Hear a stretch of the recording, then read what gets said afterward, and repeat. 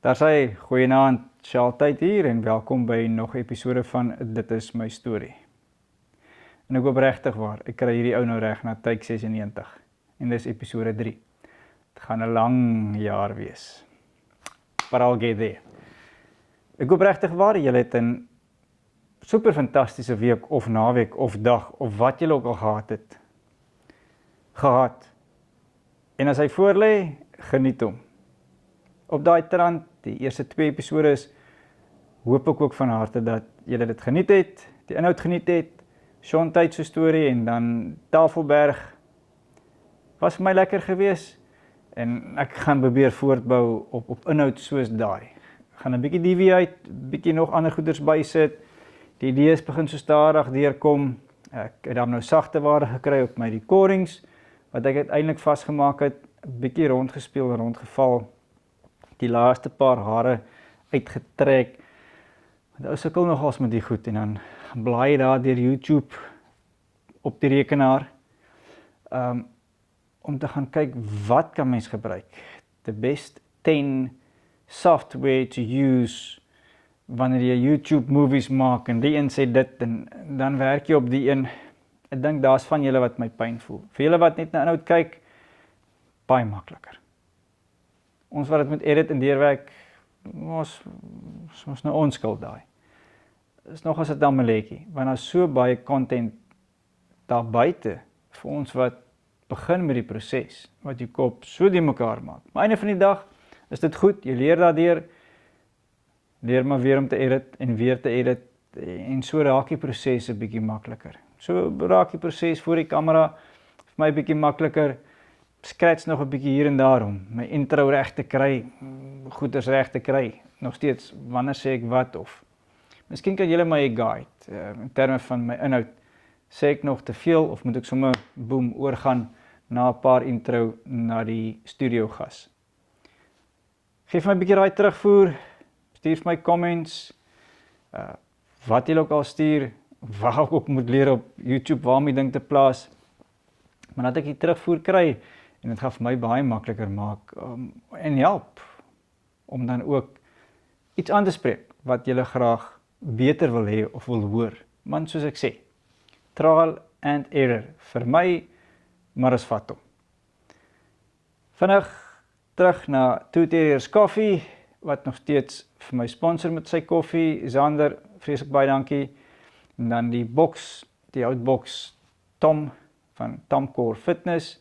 Hulle gebruik hierdie boks om 'n bietjie oor weer te spring en af te spring. Daai goeders sommer my koffietafel. Having said that, ek het ook vir julle gesê ek gaan vir julle content in Engels bring en my volgende gas in Studio 91 is 'n dame wat die wêreld plat hol, spring op en af, deur goed kruip, maar sy is damn goed. Sy mag maar. Ek het haar ontmoet so 'n paar jaar terug toe ek net so in sportfotografie begin ingaan het by sekere event wat sy gedoen het. Ek wil nie te veel hiervan weggee nie. Sy gaan self praat daaroor. Maar miskien kan ek maar sê so kort, hulle doen obstacle fitness. So 'n mengsel van 2, 3, 4, 5 of 10 verskillende exercises wat jy doen. Maar die veld is redelik groot en waar hulle kompeteer. Streng kompetisie en heng weet hierdie dame, laat nie met haar mors daar buite in die veld nie. En die voorreg was dat ek haar kon leer ken het deur middel van die fotografie en ek het haar genooi om eendag met boog skut atlete te kom praat. Die klompies het opgegaan na Amerika toe en sy kon van haar storie met hulle deel in terme van die sportwêreld.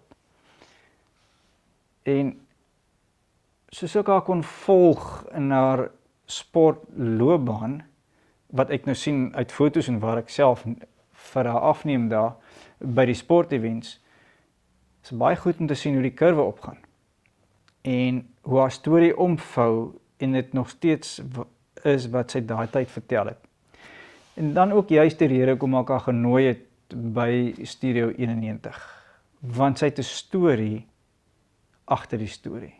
En dis mos nou juist waaroor dit is my storie gaan, om mense te nooi wat 'n storie het. So as julle ook daar buite van iemand weet wat julle dink 'n goeie storie het, wat hier plaaslik lokaal is of my kan aanstuur, asseblief, ek sal dit met bitter graagte wil flight op die YouTube kanaal, sal die persoon gaan interview, hiernatoe nooi, maar daar moet 'n storie agter die persoon wees, soos 'n foto wat 'n storie vertel. En dan wil ek juis 'n vloer stel daar vir die persoon, wat hulle ook het om te adverteer, juis om die persoon te help, in daai veld. Bring dit saam. As jy 'n bril of whatever het, 'n sponsor jou naam daar het, met graagte. Kom stel hom nie uit. Moontlik sien iemand iets raak, of iemand sien something raak wat jy kan sponsor mee. Lig die tekkies op, sien ons sommer glad, nie ons vir daai persoon 'n paar nuwe tekkies gee. Hint, hint, nots, nots. Having said that, and this is her story. Nou, bluffy freaking hond. As I've said to you guys, I will also bring you English content. So, this young lady fits perfectly well into my English story, English content. And it gives me great pleasure to introduce to you Dominique D'Oliveira. Dom, I really hope I've pronounced your surname correct. So without further ado, this is her story. Hi, my name is Dominique, and this is my story. But before I get into the details, I want to share a verse with you that resonates with me. So I'm going to read off my phone. The verse comes from 2 Corinthians 12. Most of you may know verses 9 and 10 in most versions, but I'm going to read to you today from the Message version, and that brings in verses 7 through 10, and you'll understand why now, but yeah, it all has significant meaning in my life and in my story. So here goes. Because of the extravagance of those revelations, and so I wouldn't get a big head, I was given the gift of a handicap to keep me in constant touch with my limitations. Satan's angel did his best to get me down. What he did, in fact, was push me to my knees. No danger then of walking around high and mighty. At first, I didn't think of it as a gift, and I begged God to remove it. 3 times I did that, and then he told me, "My grace is enough. It's all you need. My strength comes into its own in your weakness." Once I heard that, I was glad to let it happen. I quit focusing on the handicap, and I began appreciating the gift. It was a case of Christ's strength moving in on my weakness. Now I take limitations in stride and with good cheer. These limitations that cut me down to size, abuse, accidents, opposition, bad breaks, I just let Christ take over. And so the weaker I get, the stronger I become. So I'll come back to why this verse means so much to me, but let me jump back a few years. So my journey, a big part of my journey in this life has been very strongly linked to sport and my experience in sport. So I started off really young, doing all sorts of sports in school, and I ended up taking gymnastics, artistic gymnastics, quite seriously. And it took me on a journey where I represented South Africa at a national level. I went to international competitions. I got a scholarship to go compete at the University of Utah. And basically I had an amazing experience through gymnastics, but I also learned a lot of lessons through it. One being injuries. I had a lot of injuries. You can think the nature of the sport, it's high impact. A lot of acute injuries, a lot of chronic injuries, but needless to say, like when you think of an injury, you think of it as a negative thing. But my experience, and it took me a long time to learn, I had to keep bumping my head until I learned the lesson. These experiences with injuries taught me a few things. So one of them, which is quite obvious, is how to handle my body better, how to treat my body better, and if I want to have a strong body and do many things going forward into my life, I had to learn to take care of it better. So that was one thing. That's quite an obvious thing. Another thing, which is a little bit deeper and closer to my heart, is it taught me to realize, how do I put this, like, it taught me about my identity, or at least how to learn who I am. I'm struggling to say this right, but so when you do a sport at high level, maybe some of you can relate to this, or when you do anything at high level, it doesn't have to be a sport, it can be in your career, or whoever you are as a parent, or whatever it is.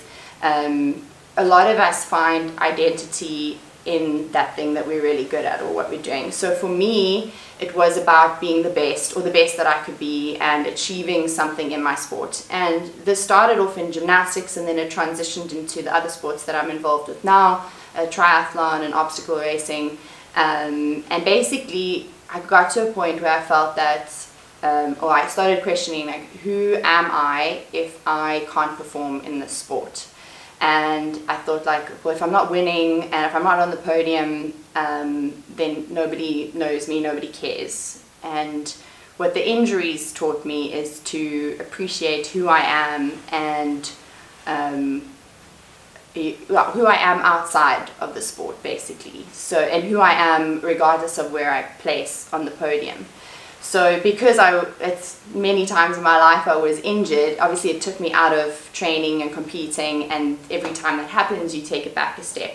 And obviously it's very frustrating, but yeah, like I said, it taught me that lesson to appreciate who I was outside of just being a gymnast, or outside of just being an athlete. And I questioned, like, well, who am I as a friend? Who am I as a daughter?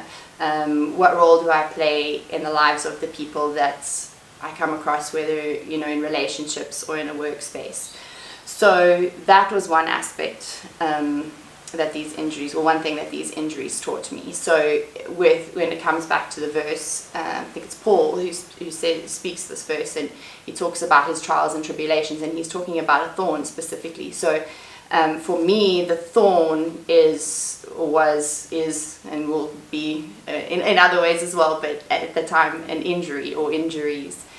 The other thing that resonates with me with regards to this verse and the trials and tribulations that I've had through sport, and I'll come back to injuries all the time because I just had so many, but it obviously can come in many forms, in many other disappointments, is that it taught me to reach for my faith when things weren't going my way, or things weren't going well. So I started to realize, and I only realized it much later in life, although I've had a faith growing up, it was how I was raised, but it was only later in life that this faith became my own, and I learned to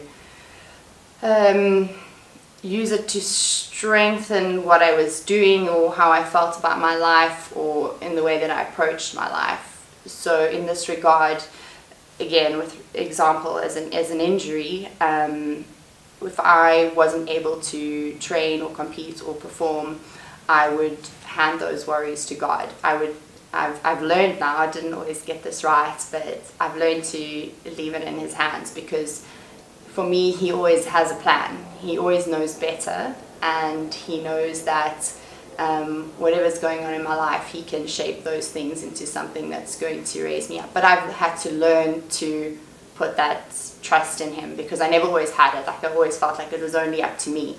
And I think to a certain degree it is. Like, we still have to do the work, but I don't think we can do it on our own, and we need His strength. So a big part of my journey through sport, well, what sport has provided me, is it's strengthened my faith. And I just want to share with you who listening to this, that it doesn't have to be an injury. It doesn't have to be, like, you don't have to be an athlete to relate to this. We all go through struggles in life. We all go through trials and tribulations. And I think it's important. I think it's actually good for us, because if everything came easy to us, for one, we wouldn't know how to appreciate the good things. And two, we wouldn't have an opportunity to strengthen or grow in a way that makes us better people. So what I guess I'm really trying to say is that I think it's really important to embrace challenges in our lives, and to see them rather as, like, to not see them as something negative always, although it may feel like that at the time, but to to rise up and to see it as an opportunity to overcome something and to grow and to get better at something, whatever it is in your life that you are going through. Yeah, I think I felt like I had so much more that I wanted to say, but I think that came out the way that I wanted to for now. So yeah, that's part of my story for now, and I hope it's something that resonates with you. That's my story. I'm sorry. And that's part of my story. So there we have it. Anything else I need to add? I don't think so. Dom, thanks so much. I really appreciate your time, the effort you've put into come through, and it's easy in front of the camera, man. You're like a natural. No, it's not that easy. Yeah. It's a challenge. But every time I've done something like this, I feel like I said, it's an opportunity to grow and to get better, and it does get easier. It may not feel easy. It's not natural to me at all, but over time it has gotten easier. So thank you for the opportunity to challenge myself and to grow. Pleasure. Well, just for us and the viewers, I've challenged Dom to a CrossFit competition. I said to her, you know what, I'll blindfold myself, I'll give you 5K's head start, and she declined, but now I know why. She would have kicked my butt. Anyway, so thanks guys. This will be the 5th edition of This Is My Story, and also in Afrikaans, Dit Is My Storie. This is our story.